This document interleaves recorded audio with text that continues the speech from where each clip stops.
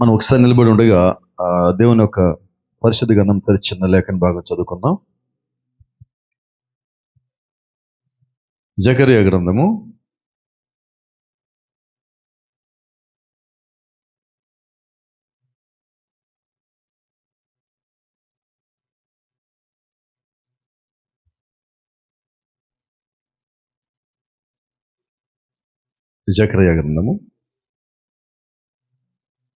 14వ అధ్యాయము 7వ వచనం.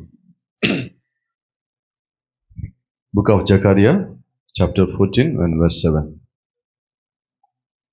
14:7. ఆ దినము ప్రత్యేకమైనదిగా ఉండును, అది యెహోవాకు తెలియబడిన దినము. పగలు కాదు, రాత్రి కాదు, అస్తమయ కాలమున వెలుతురు కలుగును. Praise the Lord. దేవుని నామానికి మహిమ. ఆమేన్.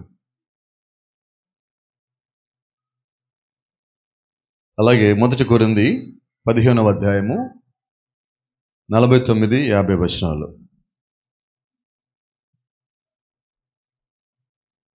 49 నుంచి కొద్ది వచనాలు చూద్దాం. 1 కొరింథీ 15:49 నుంచి. మరియు మనము మట్టి నుండి పుట్టిన వాని పోలికను ధరించిన ప్రకారము పరలోక సంబంధి పోలికయు ధరింతుము. సహోదరులారా, నేను చెప్పున్నది ఏమనగా, రక్త మాంసములు దేవుని రాజ్యమును స్వతంత్రించుకొననేరవు, క్షయత అక్షయతను స్వతంత్రించుకొనదు.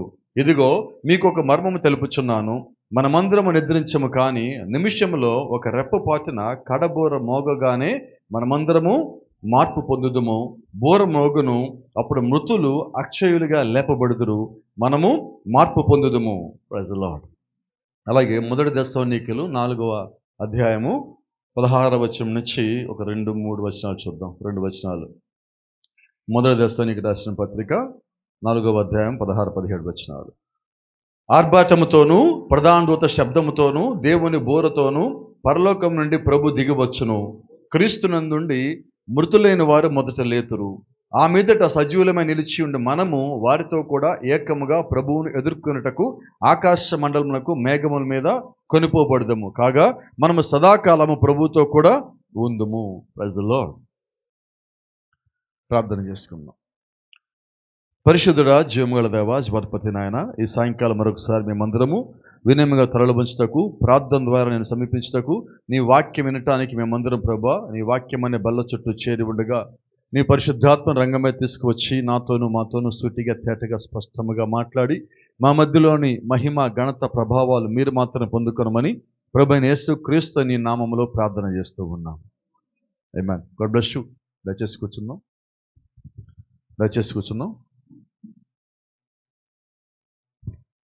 Praise the Lord. దేవుని నామానికి మహిమ. ఒకసారి అందరు ఇక్కడే ఉన్నోళ్ళు ఒక్కసారి ఆమేన్ చెప్పగల సంతోషం. Praise the Lord. దేవుని నామానికి మహిమ.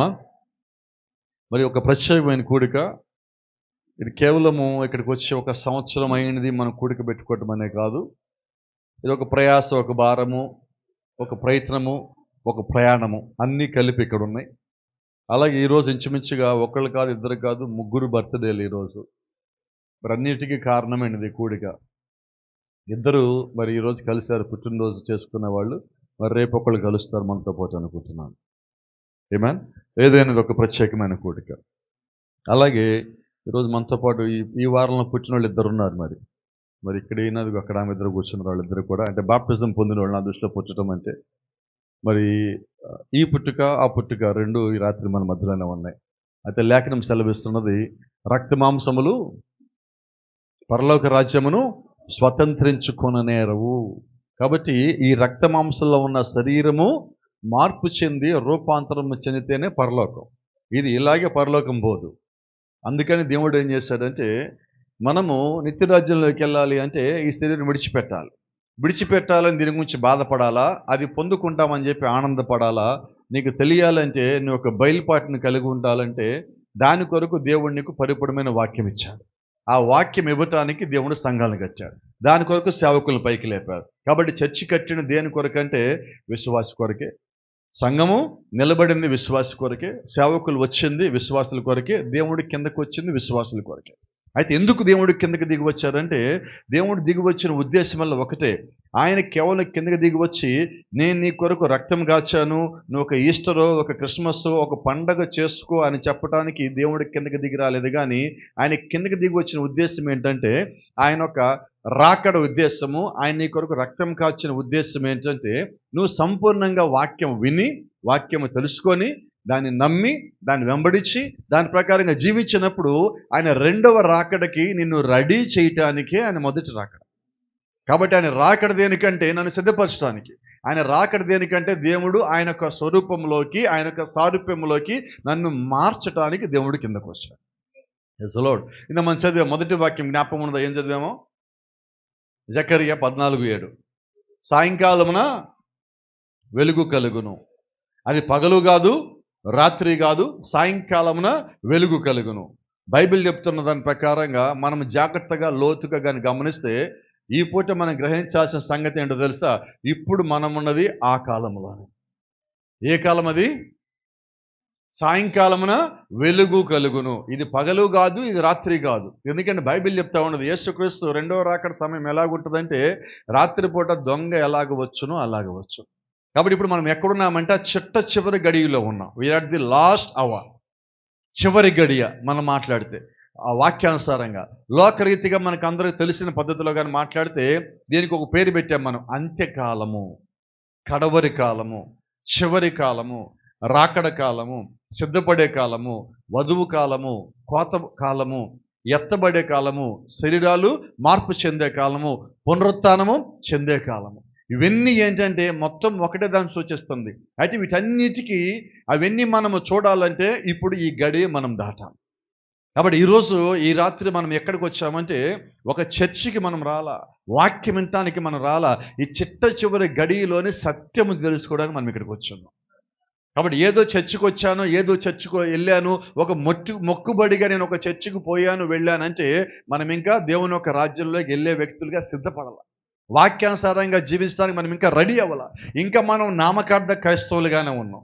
యేసుక్రీస్తు రెండో రాకడలో వచ్చినప్పుడు ఆయన నామకార్థ క్రైస్తవుల జోలికి పోనేబోడు. ఆయనకి కావాల్సింది ఎవరంటే ఆయన ముందుగా పంపించిన వాక్యం ఏదైతే ఉన్నదో ఆ వాక్యాన్ని పూర్తిగా ఎవరైతే తీసుకున్నారో ఆయన వారి కొరకే భూమి మీదకి వస్తున్నారు. ఆయన నిత్యరాజ్యానికి ఎవరిని తీసుకెళ్తాడంటే ఒక చిన్న మాట చూద్దాం. యోహాను సువార్త 3వ అధ్యాయము 5వ వచనం. కొంచెం స్పీడ్గా ఉండండి, బైబిల్ తెరవగలిగిన వాళ్ళు, దేవుడు జ్ఞానం ఇచ్చినాడు, కొంచెం యాక్టివ్గా ఉండి. యోహాను సువార్త 3వ అధ్యాయము 3వ వచనం. అందుకు యేసు అతనితో, ఒకడు క్రొత్తగా జన్మించితే గాని అతడు దేవుని రాజ్యమును చూడలేడని మీతో నిశ్చయంగా చెప్పుచున్నాను. దేవుని రాజ్యానికి తీసుకెళ్ళటానికి ఆయన వస్తున్నాడు. దేవుని రాజ్యానికి సిద్ధపడిన వాడిని తీసుకెళ్ళడానికి ఆయన వస్తున్నాడు. అయితే సిద్ధపడటం అంటే ఇక్కడ ఏంటో వాక్యం సెలవిస్తున్నది. యేసుక్రీస్తు నేరుగా చెప్తున్నాడు. ఆయన మధ్యలో ఏ సేవకుని ఏ ప్రవక్తను వాడలా, ఆయనే నేరుగా నికోదేముతో ఇలా మాట్లాడుతున్నాడు. నిత్యరాజ్యానికి వెళ్ళాలంటే ఏం చేయాలి, ఏం కావాలంటే అంటున్నాడు. యేసు అతనితో, ఒకడు కొత్తగా జన్మించితే గాని అతడు దేవుని రాజ్యము చూడలేడని నీతో నిశ్చయంగా చెప్పుచున్నాను. తర్వాత కింద ఇంకొక మాట కనిపిస్తున్నది, 5వ వచనం. యేసు ఇట్లనెను, ఒకడు నీటి మూలంగాను ఆత్మ మూలంగాను జన్మించితే గాని దేవుని రాజ్యంలో ప్రవేశింపలేడని. ఒకడు దేవుని రాజ్యాన్ని చూడాలంటే తిరిగి జన్మించాలి. ప్రవేశించాలంటే నువ్వు ఆత్మలో అయినా కానీ నీటిలో అయినా కానీ తిరిగి జన్మించాలి. అంతేనా? ఎక్కడ ఆమెలు రావట్లేదు, తేలేదా ఈ రాత్రి? ఏమి రేపటికి దాచారా? ఈ రాత్రికి తెచ్చారా? అయితే ఒక మాట చెప్తాను నేను. మరి ఒకవేళ ఇంకా మనం నీటి మూలంగా జన్మించకపోతే, అంటే బాప్టిజం పొందకపోతే, వినపడలేదమ్మా, గట్టిగా చెప్పండి. పొందకపోతే దేవుని రాజ్యం వెళతామా? సరే, బాప్టిజం పొందాము కానీ బుద్ధులేమి మారలా, అలవాట్లు మారలా, ఆలోచనలు మారలా, పద్ధతులు మారలా, మాటలు మారలా, చూపులు మారలా, చేతలు మారలా. ఇప్పుడు చెప్పండి, దేవుని రాజ్యానికి వెళ్తామా? మరి మన పరిస్థితి ఏంటి ఇప్పుడు? పాస్టర్లందరికీ ఏమి ఇష్టం? మన నీళ్ళలో ముంచడం ఇష్టం. కేవలం నీళ్ళల్లో ముంచేస్తే మన జీవితం అయిపోవాలా, మన జీవితం బిగిన్ అయ్యేది. నువ్వు దేవుని రాజ్యంలోకి వెళ్ళిపోవాలా, దేవుని రాజ్యంలోకి వెళ్ళటానికి అది ప్రారంభము. అక్కడి నుంచి నేను జీవించేది ఏదైతే ఉన్నదో అది వాక్యానుసారంగా ఉంటే నేను దేవుని రాజ్యంలో కట్టబడే వ్యక్తిగా ఉంటాను. నా జీవితము, నా క్రమము, నా ఆలోచనలు, నా పద్ధతి నేను చేసే ప్రతి ఒక్క క్రియ కూడా వాక్యాన్ని పోలి ఉండాలి. దేవుని రాజ్యానికి వెళ్ళే ఒక విశ్వాస యొక్క గుణ లక్షణం ఏంటంటే వారు ఏ పని చేసినా వాక్యాన్ని ముందు పెట్టుకున్నాడు. వాడు దేవుని యొక్క వాక్యాన్ని ముందు పెట్టుకొని దానికి నేను సరిపోతున్నాను లేదా అని చూడండి. మనం మానవుల్ని అడుగుతాం చాలాసార్లు, అయితే మానవుని కన్నా ఎక్కువగా మనం దేవుని అడిగేవారిగా ఉండాలి. ఆయన రాజ్యం వెళ్ళాలి కాబట్టి ఆ రాజ్యం యొక్క లక్షణములు ఏంటో, ఆ రాజ్యం యొక్క విధానాలు ఏంటో, అక్కడికి నువ్వు వెళ్ళాలంటే నీకు కావాల్సిన అర్హత ఏంటో తెలియజేసేవాడు దేవుడే. కాబట్టి దేవుని రాజ్యానికి వెళ్ళటానికి నీకు అన్నీ తెలియజేసేవాడు దేవుడే. కాబట్టి మనము దేవుని వాక్యం మీద ఆధారపడే వ్యక్తులయ్యో. ఎవరు రాలేదనుకుంటా, ఎవరు ఆధారపడేవాళ్ళు రాలేదు ఇప్పుడు. ఇక్కడ ఇలా చెప్తున్నాను చూడండి, ఒకడు నీటి మూలంగాను ఆత్మ మూలంగాను జన్మిస్తే గాని దేవుని రాజ్యంలో ప్రవేశింపలేడని మీతో నిశ్చయముగా చెప్పుచున్నాను. అంటే మనము దేవుని రాజ్యంలోకి వెళ్ళాలంటే మనకు ఒక జన్మ కావాలి. ఏం జన్మ అది? క్రొత్త జన్మ. ఏంటి క్రొత్త జన్మ అంటే? నేను క్రొత్త జన్మ అనుకుంటే కొత్త జన్మ అవ్వదు. నేను తిరిగి జన్మించిన తర్వాత నా పాతవన్నీ మారతాయి. పాతది ప్రతిదీ. అందుకని అపోస్తలుడైన పౌలు అంటాడు, ఇదిగో యేసుక్రీస్తు సమస్తము గతించిపోయాను, సమస్తము నూతనవాయను. ఇదిగో పాతవన్నీ గతించిపోయాను, సమస్తము నూతనవాయను. నూతనమైన అంటానికి కారణం ఏంటంటే పౌలు అంటున్నాడు, నా మట్టుకైతే బ్రతుకుడు క్రీస్తే, చావైతే లాభం. ఎక్కడ దాకా పౌలు గారు వెళ్ళిపోయాడంటే ఈ లోకంలో ఉన్నవన్నీ అసహించుకున్నాడు. ఇలా మాట్లాడదాం. పౌలు తనకున్న ఆస్తి గురించి బైబిల్లో ఒక మాట చెప్పాడు. ఏం మాట అది? ఏమన్నాడని గట్టిగా చెప్దాం. తనకున్నవన్నీ క్రీస్తు నిమిత్తము పెంట కుప్పగా భావించి. అంటే ఎంత అసహించుకుంటున్నాడు లోక సంగతులని. మనం ఇంకా లోక సంగతులను ప్రేమించే వ్యక్తులమైనట్లయితే అపోస్తలుడైన పౌలులాగా నా మట్టుకైతే బ్రతుకుడు క్రీస్తు అనగలమా? చూడండి, మనం చర్చికి వెళ్తున్నామా లేదా? మీరు ఏ చర్చికి వెళ్తారో కాసేపు పక్కన పెడితే చర్చికి వెళ్తున్నామా లేదా అంటే వెళ్తున్నాం. అయితే చర్చికి వెళ్ళినంత మాత్రాన దేవుని రాజ్యానికి వెళ్తామంటే గ్యారెంటీ ఉన్నదా? లేదు.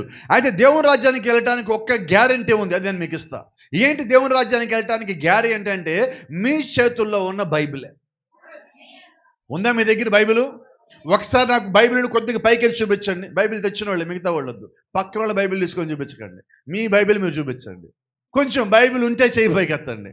ప్రజలు ఎందుకని ఈ మాట అడుగుతున్నానంటే మీ దగ్గర బైబిల్ ఉన్నది అంటే పరలోక రాజ్యం వెళ్ళటానికి దేవుడు ఆ మార్గాన్ని మీ దగ్గర ఉన్న బైబిల్లో పెట్టాడు. అవునా? రైట్. ఇలా మాట్లాడుకుందాం. ఇప్పుడు బైబిల్ దేవుడి రాజ్యానికి వెళ్ళే మార్గం ఎక్కడుంది? నీ చేతిలోనే ఉన్నది. రైట్, నిజమేనా? ఇది రోజు మన ఇంట్లోనే ఉంటుంది, మన ఇంట్లోనే అల్మార్లో ఉంటుంది. ఉంటుందా? ఎప్పుడన్నా మనం మార్గం చూసామా? ఇందాక అంత గట్టిగా చెప్పారు. ఎప్పుడన్నా మార్గం చూసామా? ఇంటికి వెళ్ళాక మన ఆలోచనలు ఏంటి? మీరు ఎప్పుడైనా గమనించండి, చర్చిలో పాస్టర్ గారు చెప్పగానే ఇప్పుడు జకర్యా గ్రంథం అన్నాం. జకర్యా గ్రంథం అనగానే ఎక్కడికి వెళ్ళాం? ఫస్ట్ బైబిల్లో ఫస్ట్ పేజీకి వెళ్ళాం. ఏ పేజీకి? ఏముంటుంది ఫస్ట్ పేజీలో? ఈ జకర్యా గ్రంథము ఏ పేజీ నెంబర్లో ఉంటుంది అక్కడ ఉంటుంది. నువ్వు అక్కడికి వెళ్ళావంటే అర్థమేంటి తెలుసా? వినబడలేదు? కొంచెం నాకు వినబడేలాగా చెప్పండి. మరి ఎలాగా? దేవుని రాజ్యానికి వెళ్ళే మార్గం నీ దగ్గర బైబిల్లో పెడితే ఈరోజు ఒక వాక్యం, నేను వాక్యం కూడా అడగల, ఒక పుస్తకం పేరు చెప్తే బైబిల్ ఉన్నది కేవలం 66 పుస్తకాలు. 66లో ఒక పుస్తకం పేరు చెప్తే ఆ పుస్తకం ఎక్కడుందని ఎతుకుతున్నావు అంటే నువ్వు దేవుడు మార్గం ఎతికింది ఎప్పుడు? కష్టంగా లేదు? ఎంత కష్టం. మన ఇంట్లోనే బైబిల్ ఉన్నది, దేవుని మార్గం మన దగ్గరే ఉన్నది, దేవుని రాజ్యానికి వెళ్ళే విధానం మన దగ్గరే ఉన్నది, తిరిగి జన్మించడం మనలోనే ఉన్నది. అందుకే యేసుక్రీస్తు అంటున్నాడు, పరలోక రాజ్యం ఎక్కడ ఉందన్నాడు? ఎక్కడ? మీ మధ్యలోనే ఉంది అన్నాడు. అవునా? పరలోక రాజ్యం వెళ్ళే మార్గం ఎక్కడుంది? మీ చేతిలోనే ఉన్నది. మార్గము మన చేతిలో ఉన్నది, పరలోక రాజ్యము మనలోనే ఉన్నది. ఎత్తబాటు ఎక్కడుంది? వినబడలేదు నాకు. సందేహం ఉన్నట్టున్నారు. నాకే సందేహం లేదు, ఎత్తబాటు నాలోనే ఉన్నది. ఎక్కడుంది? కొంచెం గట్టిగా. ఎత్తబాటు నీలోనే ఉన్నది, మార్గం నీ ఇంట్లోనే ఉన్నది, పరలోక రాజ్యం నీలోనే ఉన్నది. కానీ తిరిగి ఎలా జన్మించాలి ఇంకా మనకు అర్థం కాలేదు. ఎట్లాగా? చర్చికి వెళ్తున్నామా? వెళ్తున్నాం. ఎందుకు వెళ్ళాలి కదండి, క్రైస్తవులం కదా, పోవాలి. ఏ చర్చికి పోవాలి? పెద్ద చర్చికి పోవాలి. ఎందుకని? చిన్న చర్చికి పోయామంటే మనం పరుగు పోద్ది కాదు. ఇక్కడ పరుగు పోయినా పర్వాలేదండి, పరలోక రాజ్యంలో గమ్ములు లాపేస్తే పరుగు పోద్ది. ఆ పరుగు మనకు ముఖ్యం, ఇక్కడ పరుగు మనకి ఎందుకు? కాబట్టి ఏం మనం ఎతకాలి, ఏ రాజ్యం మనం, ఎక్కడ దేవుని రాజ్యానికి మనకి స్థిరమైన పునాది ఉంటుందో అక్కడ మనం స్థిరంగా ఉండాలి. కాబట్టి మనకి వాక్యం ముఖ్యము కానీ మరేది ముఖ్యము కానే కాదు. దేవుని రాజ్యం వెళ్ళటం ఒకటే నీ ఆలోచనలో నువ్వు ఉన్నప్పుడు మిగతా సంగతుల మీద నీవు దృష్టి పెట్టలేవు. నిజమేనా? ఇలా మాట్లాడదాం. ఇక్కడ ఉన్నాం కదా మనమందరము, ఇంతమందిలో ఇంతకాలం మనం జీవిస్తున్న క్రైస్తవ విధానంలో మనం కలిగి ఉన్న భక్తి కానీ, విశ్వాస జీవితం కానీ, వాక్యము కానీ, వెళ్ళే సంఘము కానీ ఏమైనప్పటికీ నువ్వు చాలా క్రైస్తవ జీవితాన్ని జీవించున్నాం. అయితే ఒక మాట అడుగుతున్నా, పరలోక రాజ్యం వెళ్ళాలి అని చెప్పి నువ్వు ప్రార్థన చేసి ఎంతకాలం అయింది చెప్పండి? అసలు పరలోక రాజ్యం వెళ్ళాలని ఆలోచన ఎప్పుడో మనం వదిలేసాం. ఇప్పుడు మనం ప్రార్థనలన్నీ ఏంటి? నా సమస్య, నా ఇంట్లో సమస్య, నా ఒంట్లో సమస్య, నా చుట్టుపక్కల సమస్య, నా కుటుంబంలో సమస్య, ఈ సమస్యల కోసం ప్రార్థన చేస్తా అన్నిటికన్నా ప్రాముఖ్యమైన దాన్ని ఎప్పుడో విడిచిపెట్టేశాం. కాబట్టి ఈ రాత్రి దేవుడు మళ్ళీ మనకు జ్ఞాపకం చేస్తున్నాడు, నువ్వు తిరిగి జన్మిస్తే తప్ప దేవుని రాజ్యానికి వెళ్ళలేవు. నువ్వు ఆత్మ మూలంగా జన్మిస్తే తప్ప దేవుని రాజ్యానికి వెళ్ళలేవు. ఈ శరీరము పరలోక రాజ్యమును స్వతంత్రించుకొనలేదు. ఈ శరీరం నువ్వు ఎప్పటికన్నా విడిచిపెట్టాల్సిందే. అంతేనా? ఒకళ్ళు ముందు ఒకళ్ళ తర్వాత, మొత్తానికైతే విడిచిపెట్టి తీరాల్సిందే. అయితే నీ ఆలోచన ఈ శరీరం మీద నువ్వు ఎక్కువ పెట్టద్దు, దీని మీద నువ్వు ధ్యాస ఎక్కువ పెట్టద్దు, దీని గురించి నువ్వు ఎక్కువ ఆలోచన కలిగి దీని కొరకు నువ్వు ఎక్కువ ప్రయాస కలిగే దానికన్నా ఉన్నతమైనది నీ కొరకు ఎదురు చూస్తా ఉన్నది. అవునా? ఇలా మాట్లాడుకుందాం. ఈ శరీరం మహా అయితే మనం ఎన్ని సంవత్సరాలు కాపాడగలం చెప్పండి? ఈ శరీరం ఎంతకాలం ఉందాం అనుకుంటున్నారు? ఏ నిర్ణయం తీసుకోలేదు ఇంకా? ఏదో ఒకటి అనుకుని ఉంటారు కదా, చెప్పండి. ఒక 100 ఏళ్ళ, 200 ఏళ్ళ, ఒక 500 ఏళ్ళ అంతా అనుకుంటారు కదా. మెతుషెలేలాగా 969 సంవత్సరాలు ఏదో అనుకుంటారు కదా ఒక మాట. చెప్పండి, ఎంతకాలం ఉందామని ఈ శరీరం లోపల? అసలు మనకి ఛాన్స్ ఉంది అనుకోవడానికి లేదు. సరే, మన ఆ దినంలో లేదు, ఎప్పుడు పోతామో తెలియదు, ఎంతకాలం ఉంటామో తెలియదు. కాబట్టి నేనేమంటానంటే, ఇది స్వల్పమైనదని ఎంచి, అల్పమైనదని ఎంచి, ఇది ఎప్పుడు ఉంటామో ఎప్పుడు విడిచిపెడతామో తెలియదు. కాబట్టి మనం ఏం చేయాలంటే ఆలోచన ఉన్నతమైన దాని మీద పెడతాం. బైబిల్లో పౌలు గారు అంటున్నారు, ఆ దేహము చెడిపోదు, ఆ దేహము పాడైపోదు, శిథిలము కాని వేరొక గుడారము నా కొరకు ఉన్నది, పాడైపోయిన గుడారం ఒకటి నా కొరకు ఎదురు చూస్తున్నది అంటున్నాడు. కాబట్టి ఈరోజు నిజంగా మనం దేవుడు కుమారులు కుమార్తెలమైతే మన ఆలోచన, మన దృష్టి, మనం ఖర్చు పెట్టేది, మన ప్రయాస భారం కలిగి ఉండేది ఈ శరీరం మీద అధికముగా ఉండకుండా ఉంచండి. అయితే తక్కువ ఉంచండి. అధికంగా ఎక్కడ ఉంచాలి? నిత్యరాజ్యం మీద. ఇక్కడ మనం 60 ఏళ్ళు ఉంటాం, లేకపోతే 70 ఏళ్ళు ఉంటాం, కానీ అక్కడికి వెళ్తే శాశ్వతము. బైబిల్ అంటున్న దాని ప్రకారంగా అక్కడ కాలము లేదు, సంవత్సరాలు లేవు. అవునా కదా? ఈరోజు బర్త్డే చేసుకుంటున్నారు ఒక ముగ్గురు.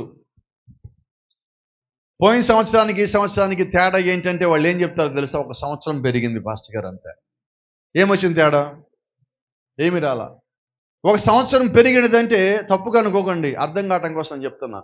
మన సంవత్సరంలో 1 సంవత్సరం పెరిగినదంటే మనం వాస్తవంగా బర్త్డే అంటే ఎలా సెలబ్రేట్ చేస్తాం? మంచిగానే చెడ్డగానే? నిజం చెప్పండి. ఏంటి బర్త్డే అంటే? పుట్టావు, అది బర్త్డే. ప్రతి సంవత్సరం చేస్తున్నావు కదా, ఈ బర్త్డే ఏంటి? చాలా మందికి ఇది కష్టం కలిగించేది, అయినా కూడా మీకు సమాధానం చెప్తున్నా. మనము మరణానికి 1 సంవత్సరం దగ్గర అవుతున్నాం. ఎంత కష్టంగా ఉంది ఇప్పుడు. ఇదే బర్త్డే అంటే? నిజమే, ఇదే వాస్తవం. మాట్లాడితే అదే కదా. మన జీవితంలో 1 సంవత్సరం అయిపోయింది. ఇది కష్టం కలిగించేది. ఇప్పుడు ఆనందం కలిగించేది మాట్లాడుకుందామా? 1 సంవత్సరం అయిపోయిందంటే అర్థం ఏంటంటే దేవుని రాజ్యానికి 1 సంవత్సరం దగ్గర పడ్డాం. ఈ శరీరం మార్పు పొందడానికి 1 సంవత్సరం దగ్గర పడ్డాం. ఆయన రాకడికి 1 సంవత్సరం దగ్గర పడ్డాం. ఆయన చూడటానికి 1 సంవత్సరం దగ్గర పడ్డాం. ఈ శరీరం విడిచిపెట్టి పోవటానికి 1 సంవత్సరం దగ్గర పడ్డాం. అయితే సంవత్సరం దగ్గర పడింది, 1 సంవత్సరం వచ్చింది, క్రీస్తు రాకడికి 1 సంవత్సరం దగ్గర అయ్యాం. అయితే మనం తిరిగి జన్మించామా? తిరిగి జన్మించామా? ఆశ్చర్యమైన సంగతి ఏంటంటే, ఇప్పుడు మనం భూమి మీద ఉన్నాం. ఈ కాలము బైబిల్లో ఉన్న ప్రతి ఒక్క పరిశుద్ధుడు చూడాలని ఆశపడిన కాలం. మోషే ఈ కాలం చూడాలని ఆశపడ్డాడు. అబ్రహాము ఈ కాలం చూడాలని ఆశపడ్డాడు. యేషయ్య ఈ కాలం చూడాలని ఆశపడ్డాడు. యెహెజ్కేలు, దానియేలు ఈ కాలం చూడాలని ఆశపడ్డాడు. మలాకి ఈ కాలం చూడాలని ఆశపడ్డాడు. అపోస్తలుడు పౌలు, పేతురు ఈ కాలం చూడాలని ఆశపడ్డాడు. దేవుడు వాళ్ళందరికీ అవకాశం ఇవ్వకుండా ఆయన మనకిచ్చాడు. కాబట్టి ఈ కాలంలో మన భూమి మీదకి రావటం అంటే మనం పుట్టటమే ధన్యత. ఆశ్చర్యకరం మన భూమి మీదకి రావటం ఈ కాలంలో. ఇంత గొప్ప సంగతికి దేవుడు మనకు సహాయం చేశాడు. ఒక మాట చదవండి ఇక్కడ 3వ అధ్యాయంలో, అక్కడే ఉన్నారు కాబట్టి 6వ వచనం. శరీర మూలముగా జన్మించినది శరీరమును, ఆత్మ మూలంగా జన్మించినది ఆత్మయి ఉన్నది. ఆమేన్. దేవుని నామానికి మహిమ. ఇందా మనం చెప్పుకున్నాం, జకర్యా చెప్పినట్టుగా ఇప్పుడు మనం ఏ కాలంలో ఉన్నామంటే పగలు కాదు, చీకటి కాదు, సాయంకాలం వెలుగున్న ఈ కాలంలో ఉన్నాం. ఈ గడియ తాడితే ఇంక మొత్తం చీకటే. అన్ని జనుల కాలం ముగిసిపోతే భూమి మీద అంతా తీర్పే. ఇప్పుడు తీర్పు కన్నా ముందు మనం ఉన్నాం కాబట్టి ఈ కాలమే ధన్యకరమైనది. ఈ కాలం నిజంగా ఎంత ధన్యకరమైన కాలం అంటే ప్రత్యేకంగా భూమి మీదకి పిలువబడిన ప్రజలు జీవిస్తున్న కాలం. ఈ కాలము దీవెనకరమైనది, ఆశీర్వాదకరమైనది. దేవుడి యొక్క శక్తి ప్రభావాలు భూమి మీద చూడగలిగే కాలం ఈ కాలమే. ఆయన యొక్క ఆశ్చర్య కార్యములు, అద్భుత కార్యములు, స్వస్థతలు, ఘనమైన కార్యములు, పరిశుద్ధాత్మ రంగం మీదకి వచ్చి గొప్ప కార్యాలు చేసే ఈ కాలమే. ఆ కాలము ఈ కాలమే. అయితే దీని అన్నిటి మధ్యలో ఇంకోటి కూడా ఉన్నది. ఇది అపాయకరమైన కాలము కూడా. అపాయకరమైన కాలం. ఏంటి అపాయకరమైన కాలం అంటే, ఎంత ప్రమాదకరమైన కాలం అంటే ఈ కాలము నిజమేదో అబద్ధమేదో తెలుసుకోలేని కాలం ఈ కాలం. ఇది అపాయం కదా. మనం ఎటువంటి సంఘానికి వెళ్తున్నాము, ఎటువంటి వాక్యాన్ని వింటున్నాము, ఎటువంటి ప్రార్థన చేస్తున్నాము, ఎలాగ మనం దేవుణ్ణి వెంబడిస్తున్నాము, ఈ సంగతులు నాకు తెలియకపోతే నా ముగింపు ఎక్కడ? నేను అనుకున్న చోట నా ముగింపు ఉండదు. నా ముగింపు ఇంకో చోట ఉంటుంది. అయితే దేవుని యొక్క వాక్యం ఏమంటుందంటే, నువ్వు వ్యక్తుల మీద కాక దేవుడి యొక్క శక్తి మీద, దేవుడి యొక్క పరిపూర్ణత మీద నువ్వు ఆధారపడినప్పుడు నువ్వు ఎన్నడూ తప్పిపోవు, జారిపోవు. కాబట్టి మన ఆధారం ఎవరు? Praise the Lord. అదే రీతిగా ఇందా మనం చదువుకున్నాం దశలోకి రాసిన పత్రికలోంచి కొన్ని మాటలు.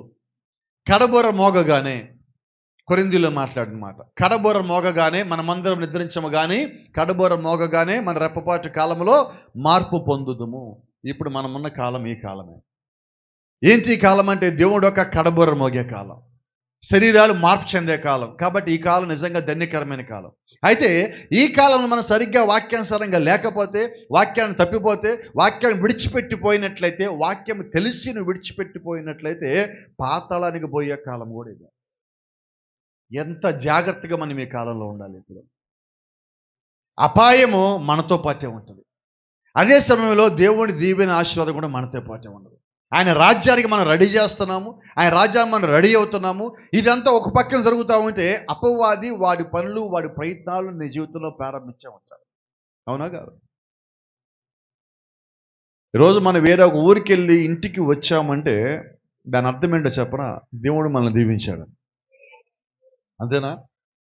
బయటికి వెళ్ళి ఇంటికి వచ్చామంటే దేవుడు దీవించాడని, ఉదయం పడుకొని లేచామంటే దేవుడు మనల్ని దీవించాడని. ఇప్పటికి కూడా చాలా మంది అడిగే ప్రశ్న ఏంటంటే, దేవుడు నాకేం చేశాడు? చెప్పండి, ఏం చేయాలి? ఇంకా నిన్ను బతికిన జీవుల్లో లెక్కల్లో ఉంచాడు, ఇంతకన్నా నీకేం చేయాలి? అంతేనా?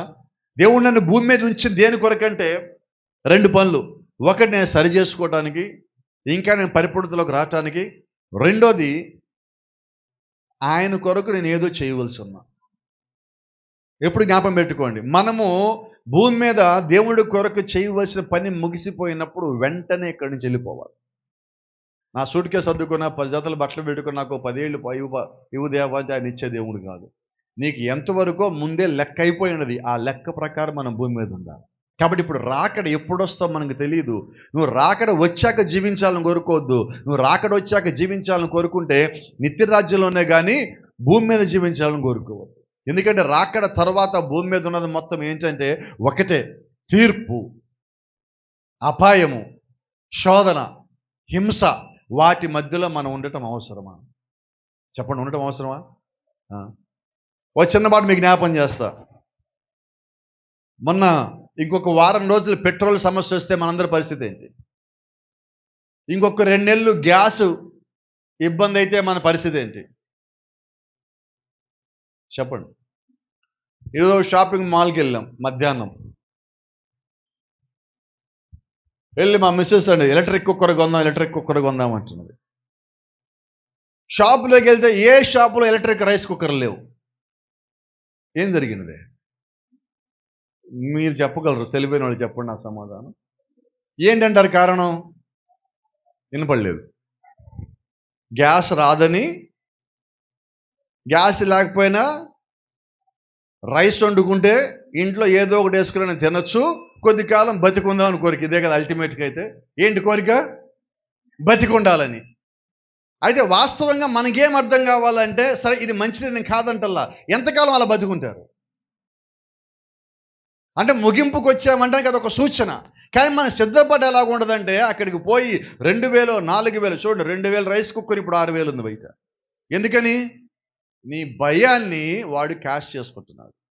నేను ఆ రైస్ కుక్కర్ కొనటం కోసం రెడీ అవుతున్నాను, కానీ ఒక గ్యాస్ సిలిండర్ ఉంటే రెండో గ్యాస్ సిలిండర్ తెచ్చి ఇంట్లో దాన్ని ఏమంటాం, స్పేర్ సిలిండర్ ఇంట్లో పెట్టుకోవడానికి రెడీ అవుతున్నాను. కానీ నేను ఆత్మీయంగా దేవుని ఒక రాజ్యానికి ఎందుకు చెప్తారు మీరు రెడీ అవ్వట్లేదు. ఇప్పుడు దేవుడు ఇవన్నీ మనకి చూపిస్తుంది దేనికంటే, ఇంకా ఆయన రాకడ రాలేదు. రాకడ కన్నా ముందుగా ఒక చిన్న సంఘటన, రాజ్యం మీదకి రాజ్యము లేచును. మత్తయి సువార్త 24వ అధ్యాయంలో ఒక సూచన, రాకడ కన్నా ముందు ఒక చిన్న సూచన. ఆ సూచన రాగానే అందరు భయపడిపోయాం, వణికిపోయాం. మన పరిస్థితి ఏంటి, అక్కడేంటి, ఆ న్యూస్ చూసి ఈ న్యూస్ చూసి, ఆ ఆర్టికల్ చూసి ఈ ఆర్టికల్ చూసి, యూట్యూబ్ చూసి, వాట్సాప్ గ్రూపుల్లో ఉన్న స్టేటస్ చూసి మనం ఏం చేసాం? ఇంట్లో 2 రైస్ బ్యాగులు పెంచాం. ఎంత సిద్ధపాటు! ఆత్మీయంగా ఒక్క ఆలోచన చేస్తామా, ఇలా జరుగుతుందంటే రాకడ ఇంకా దగ్గర పడినట్టున్నది. దేవుడు మనల్ని హెచ్చరిస్తున్నాడు. ఇంట్లో వస్తువులు ఉన్నాయో లేదో చెక్ చేసాం, కానీ ఆత్మీయంగా సిద్ధంగా ఉన్నామో లేదో చెక్ చేసామా? ఇదే కదా అంటున్నా. ఈరోజు అపాయకరమైన కాలం. అంటే దేవుడు నీకు ఒక సూచన చూపిస్తే నువ్వు ఇంకొకలాగా అర్థం చేసుకుంటే పొరపాటు పడతాం కదా, తప్పులోకి వెళ్తాం కదా. దేవుడు సిద్ధపరిచిన విధంగా నేను రెడీ అవ్వకపోవడానికి కారణం ఏంటంటే, నేను చూసే విధానము సక్రమంగా లేకపోవటం, నాకు ఆత్మీయమైన బయలుపాటు లేకపోవటం, వాక్యం యొక్క గ్రహింపు సంపూర్ణంగా లేకపోవటం, ఆయన చిత్తమేదో నేను కనిపెట్టలేకపోవటం, ఆయన రాజ్యానికి వెళ్ళే మార్గం నేను చూడకుండా నేను నా కుటుంబాన్ని భద్రం చేసుకోవడానికి ఏం కావాలని ఎతుకుతున్నాం. కానీ ఎన్నడైనా ఒక్కసారైనా నా ఆత్మ సంగతి ఏంటని ఆలోచించావా? నా ఆత్మీయమైన సంగతి ఏంటని ఆలోచించావా? నా విశ్వాస సంబంధమైన జీవితం సంగతి ఏంటని ఒక్కసారిగా నువ్వు ఆలోచన చేసినట్లయితే వాటన్నిటితో పాటు ఇది ఎక్కువగా సిద్ధపాటు కలిగి. కాబట్టి మన సిద్ధపాటు ఎలాగ ఉండాలి? ఇప్పుడు ఆత్మీయంగానా, శారీరకంగానా, ఆర్థికంగానా?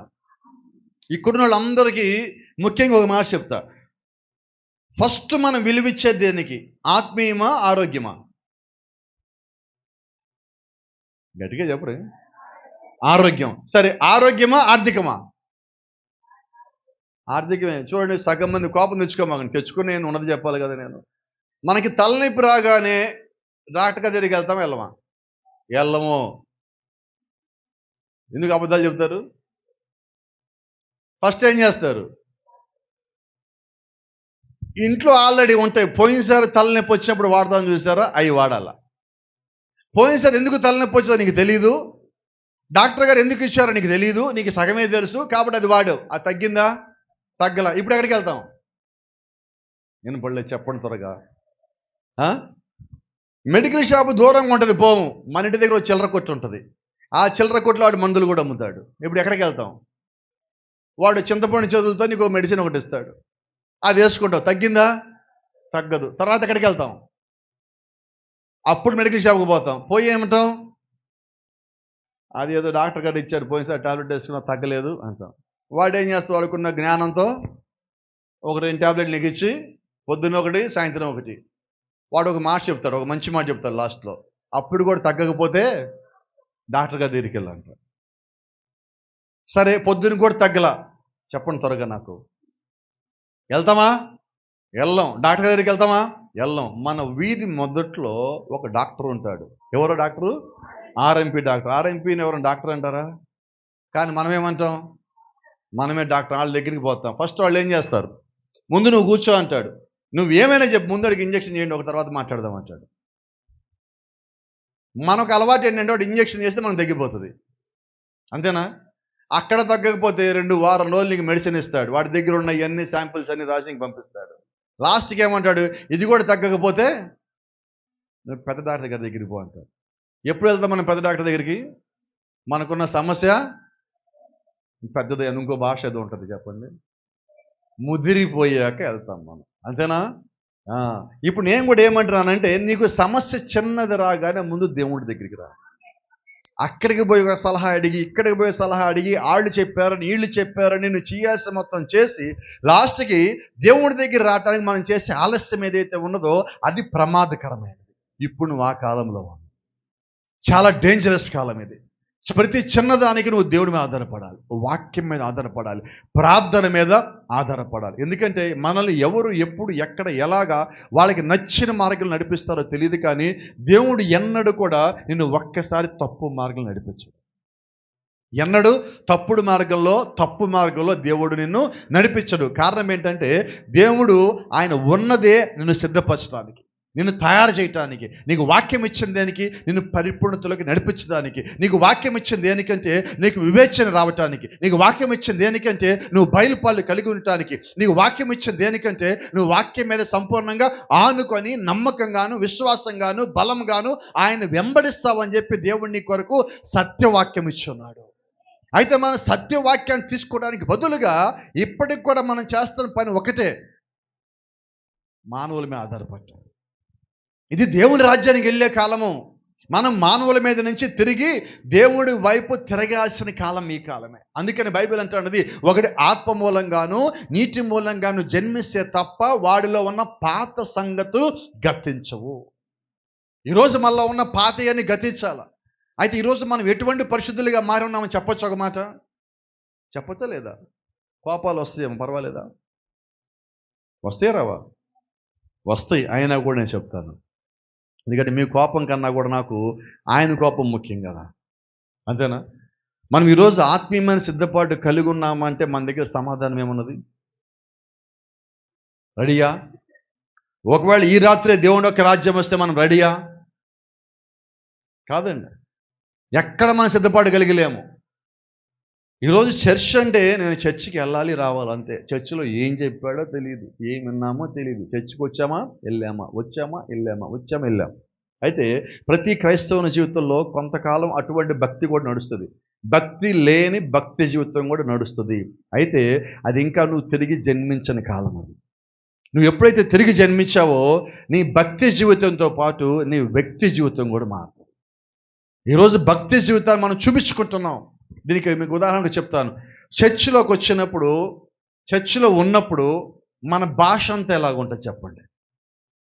వినబడలేదు కొంచెం. సిస్టర్, బ్రదర్, చర్చి దాటి బయటికి వెళ్ళాక మీకు తెలుసా భాష? ప్రత్యేకమైన భాష ఉంటుంది, దానికి లిపి లేదు కానీ వాడతాం. పక్కింటి వాళ్ళు ఎవరైనా మన ఇంటి ముందు చెత్త వదిలిపెట్టిపోతే ఊడి చిటిగాని పడేస్తే మనకు ఒక భాష వస్తుంది. పెంతెకోస్తు భాష కాదు ఇది. ఏం భాష అది? అమ్మ చెప్పరు ఎవరు? ఇలాగుండి మనకి మనం అనుకుంటాం ఆదివారం మాత్రం బైబిల్ పెట్టుకుని వాళ్ళ ముందే పోతాం. మనం అన్ని రకాల భాషలు మాట్లాడాం, మళ్ళీ బైబిల్ తీసుకుని వాళ్ళ ముందే పోతున్నాం. వాళ్ళు మనం చూసి ఏమనుకోవాలి ఇప్పుడు? సో మిమ్మల్ని ఏమంటారు చెప్పండి? మీరు వెళ్తా ఉంటే అలాగా, ఒకవేళ మనమే అలాగంటే మనమే వాళ్ళ ముందు నడిచిపోతాడు, మనం చూసి ఏమనాలా? ఒక మాట చెప్పినా వాళ్ళు మిమ్మల్ని ఒక్క మాట అంటారు. అమ్మా కీర్తన చెప్పమ్మా, వీళ్ళ భాష కాదు ధన్యుడు, వీళ్ళు కాదంటారు. ఎవరు ధన్యత ఇప్పుడు? వీళ్ళు బూతులు మానలేదు, పద్ధతులు మానలా, ఆలోచనలు మానలా, ఏమీ మారలా. కానీ ఆదివారం మాత్రం ఆ పాండ్స్ పౌడర్ డబ్బా తీస్తారు ఒకటి, అందరికీ తెలుస్తుంది పౌడర్ రాసావని. మనం అది సరే నువ్వు రాసుకోవద్దు తప్పు అంటారు, రాయి ఎంత రాసినా అలాగే కూడా అదైతే మారదు. అది మనం ఫిక్స్ అవ్వాలి ఫస్ట్. ఇప్పుడు ఆ పౌడర్ రాసి చర్చికి బయలుదేరి వెళ్ళాం. మనం అనుకుంటాం ఆ పౌడర్ రాసి బైబిల్ పెట్టుకోగానే ఏమనుకుంటాం? పరిశుద్ధులం అయిపోయాం. ఎప్పుడయ్యో? ఎలాగయ్యో? నేను గతంలో చెప్పిన సంగతి మీకు జ్ఞాపకం చేస్తా. ఒకసారి ఒక సిస్టర్ ఉంది, నాకు ఆ సిస్టర్ పేరు జ్ఞాపకం ఉన్నది. పక్కన ఇంట్లో ప్రార్థన చేసి మేము బయటకు వచ్చాక బయట పెద్ద గొడవ అవుతూ ఉన్నది. నన్ను చూడగానే ఆపేసింది ఆమె. అవతల మాత్రం ఆమె ఎందుకు ఆపుతుంది? ఈమె చర్చికి వచ్చింది కాబట్టి ఈమె ఆపింది. ఆమె ఎందుకు ఆపుతుంది? ఆమె ఆపాల్సిన అధికారం ఎందుకు? ఎక్కడుంది? అవసరం ఎక్కడుంది? ఆమె కంటిన్యూస్గా వెళ్తానే ఉండదు. ఇక ఈ మనిషి ఊగిపోతుంది, వచ్చి ఇటు ఊగిపోతున్నది. పాస్టర్ గారి ముందు మీరు వెళ్ళిపోండి ఇక్కడి నుంచి అన్నది. ఎందుకు? పాస్టర్ గారి దగ్గర మాత్రం నన్ను చెడ్డ అనుకోవటానికి. చెప్పండి, ఈరోజు భక్తి ఏం భక్తి మంది. పాస్టర్ గారు మనం ఏమనుకోవాలి? మంచోళ్ళు అనుకోవాలి. బయట ఎవరేమనుకున్నా పర్వాలేదు, అంతేనా? నేను అతనికి కారు ఎక్కి పక్కకి వెళ్ళానో లేదో, నాకు కారు హార్న్ కన్నా గట్టిగా సౌండ్ వినబడుతుంది. ఇప్పుడు చెప్పండి, దేవుని రాజ్యానికి రెడీ అయ్యిందా? కాబట్టి మన భక్తి కేవలం చర్చిలో మంచిగా ఉండటానికి, మన భక్తి కేవలము ఇక్కడికి వచ్చి మనం మంచోళ్ళు అనిపించుకోవడానికే మనం జీవించినట్లయితే మనం ఇంకా దేవుని రాజ్యానికి రెడీ అయ్యే లిస్టులోనే లేము. దేవుని రాజ్యాన్ని సిద్ధపడటమే లేదు, ఇంకా స్టార్టే కాలేదని. కాబట్టి అటువంటి భక్తి జీవితం మనకు అవసరమా అంటున్నా. దేవుని యొక్క రాజ్యానికి వెళ్ళాలంటే నీ లోపల హృదయం మారాలి, లోపల ఆలోచనలు మారాలి, సిద్ధపాటు కలిగి ఉండాలి. నీలో ఉన్న ప్రతిదాన్ని సరిచేసే దేవుడు నీకు ప్రతి అవకాశం ఇస్తానే ఉన్నాడు. ఆ అవకాశం మనం తీసుకొని వాడుకుంటే ఎంత మేలు, నిజమేనా? కాబట్టి మన దగ్గర ఒక చర్చ్ కట్టారంటే అర్థం ఏంటంటే ఇక్కడ దేవుడు రాజ్యానికి దేవుడు కొద్దిమంది సిద్ధపరుస్తున్నాడు అని. నిజమేనా కదా? మీకు తెలుసు, చాలా చర్చిలు మనం చూస్తున్నాం, చర్చిలు పెడుతున్నారు, తీసేస్తున్నారు, పెడుతున్నారు, తీసేస్తున్నారు. కారణం ఏంటి చెప్పండి? సగం చోట్ల చర్చిలు తీసేయడానికి కారణం ఏంటంటే ఇన్కమ్ రావట్లా, వ్యాపారం సరిగ్గా జరగటల్లా. ఈరోజు చర్చిలు అంటే ఏంటి? వ్యాపార సంస్థలు, అంతేనా? అయితే వాస్తవంగా మనం చర్చికి దేనికి వెళ్తున్నామంటే మన జీవితాలు మార్చుకోవటానికి. నువ్వు వ్యాపార సంస్థలో జాయిన్ అయితే అది వ్యాపారంలాగే ఉంటుంది, కానీ భక్తి జీవితం రాదు. ఈరోజు దేవుడు భక్తిని నీ భక్తి జీవితం మార్చుకోవటానికి, విశ్వాస జీవితం మార్చుకోవటానికి, నీలో ఉన్న బలహీనతలను, ఇబ్బందులను, లేకపోతే రోగాలను, బాధలను, శోధనలు, నిందలు తీసివేసుకోవటానికి దేవుడు మన మధ్యలో ఒక చర్చిని కట్టించాడు. కాబట్టి నేను చర్చి కిందికి వెళ్ళాలంటే నేను మారాలి. మనం ఏమంటాం? వాళ్ళు మారారా చర్చికి వచ్చి, వీళ్ళు మారారంటాం. ఇంతకీ చర్చ ఎవరి కోసం? వాళ్ళ కోసమా వీళ్ళ కోసమా? మరి ఇప్పుడు నేనేం చేయాలంటే నేను మారానా లేదా, నేను మారుతున్నానా లేదా, ఇది నాకు ప్రాముఖ్యం. దాని కొరకు దేవుడు వాక్యం ఇచ్చాడు, దాని కొరకు సత్యం ఇచ్చాడు. అయితే దేవుడు ఒక వాక్యమిని మనం చివరిలో ఏం చేస్తామంటే ఒక మాట చెప్తాం. ఈరోజు పాస్టర్ గారు భలే చెప్పారు కదా. ఏం చెప్పారు? భలే చెప్పారు పాస్టర్ గారు ఈరోజు. అయిపోయింది. ఈరోజు మన భక్తి ఎక్కడదో అయిపోయిందంటే మనం ఎప్పుడైతే పాస్టర్ గారు భలే చెప్పారన్నామో ఆ రోజు మనం విన్నది ఏది లోపలికి పోలేదు. ఎవరికి వేసాం మార్కులు? పాస్టర్ గారికి మార్కులు వేసాం అంటే మనం పేపర్ దిద్దాం, పాస్టర్ గారు ఎగ్జామ్ పాస్ అయ్యాడు, అంతే కదా. మళ్ళీ ఈసారి కానీ కుడికి పెడితే ఈ కుడికి గ్యారెంటీకి పోవచ్చు, పాస్టర్ గారు బాగా చెప్తారు. ఈరోజు మనం అక్కడ దాకా ఆగిపోయామండి. పాస్టర్ గారిని దేవుడు పంపించింది దేనికి? సేవకుడిని పంపించింది దేనికంటే ఆ ఊరి మీద భారము దేవుడు ఆ సేవకుల్లో పెట్టాడు కాబట్టి, ఆ ప్రాంతంలో ఉన్న భారము సేవకుల్లో పెట్టాడు కాబట్టి దేవుడు ఆ ప్రాంతంలో తన వారిని ఉన్నారని చెప్పి దేవుడు అక్కడ నడిపించాడు. కాబట్టి ఉచితంగా ఒక సేవకుడు రాడు మన మధ్యలోకి. దేవుడు ప్రేరేపణ ద్వారా వచ్చినప్పుడు వాక్యం మనం తీసుకోవాలి. ఆ సేవకుడు ఎందుకు మనం చేర్చుకోవాలంటే బైబిల్ చెప్తా ఉన్నది. చూడండి, మరి ఇది ఎలా మనం తీసుకుంటామో తెలియదు, కానీ ఒక మాట మీకు జ్ఞాపకం చేస్తా. బైబిల్లో దేవుడు ఇద్దరిని సేవకుని పంపిస్తూ ఒక మాట అన్నాడు. మీరు వెళ్ళినప్పుడు, మీరు ఒక ఊరు వెళ్ళినప్పుడు ఆ ఊరిలో మిమ్మల్ని ఎవరు చేర్చుకున్నారో ఆ ఇంట నుండి మీరు వాక్యం ప్రకటించండి. అంటే దేవుడు పంపించడానికన్నా ముందుగా మనం ఎక్కడ ఉండాలో కూడా దేవుడు నిర్ణయం కలిగి ఉన్నాడు. అక్కడి నుంచి ప్రకటించమని, అంటే ఆ ప్రాంతంలో ప్రకటించడానికి దేవుడు సేవకుడిని అక్కడ నిర్ణయించాడని. దానికి చిన్న ఉదాహరణ చెప్తాను. బైబిల్లో దేవుడు ఏలియాని కెరీతు వాగు దగ్గర ఉన్నప్పుడు ఇక్కడి నుంచి లేచి నువ్వు బయలుదేరు, సారిపతను ఒక ఊరికి వెళ్ళు, అక్కడ ఒక విధవరాలు ఉంటుంది, నువ్వు ఆమె ఇంట నుండి పో అన్నాడు. అంటే ముందుగానే సారిపతి విధవరాలతో మాట్లాడని చెప్పి దేవుడు అంటున్నాడు. అలాగే సేవకుని అక్కడ పంపించాడు, ఆయన అక్కడ ఉంచాడు. అక్కడ కరువు ఉన్నది, ఇబ్బంది ఉంది, సోదరు ఉన్నది, 3.5 సంవత్సరాలు వర్షం లేదు, తిండి లేదు, ఇబ్బంది. ఇన్ని ఇబ్బందులున్నా ఏ ఇల్లు అయితే ఆయన చేర్చుకున్నదో ఆ ఇంట్లో మాత్రం 3 పూటలాడు భోజనం చేస్తానే ఉన్నాం. కారణం ఏంటంటే వాక్యాన్ని చేర్చుకోవటం, దేవుణ్ణి చేర్చుకోవటం. ఈరోజు మనము కూడా అలాగే దేవుని యొక్క వాక్యాన్ని చేర్చుకున్నట్లయితే వాక్యము చేత మనం పోషించబడతాము, దేవుడి చేత మనం పోషించబడతాము. నీ చుట్టూ ఉన్న పరిస్థితులు ఏమైనప్పటికీ, యుద్ధమే వచ్చినప్పటికీ కూడా దేవుడు నిన్ను పోషించే దేవుడై ఉన్నాడు.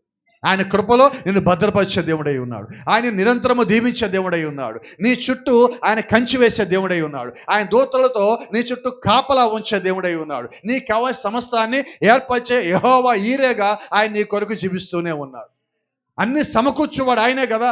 ఆయన సమకూర్చుపోతే మనం ఏం చేయగలం? సమస్తము శూన్యమే. మనం ఎంత కష్టపడ్డా, ఎంత ప్రయాసపడ్డా అవన్నీ భారమే. కాబట్టి ఈ భూ సంబంధంగా మనం పడే ప్రయాస భారం కొద్దిగే, ఆత్మ సంబంధంగా పడాల్సింది చాలా ఎక్కువ.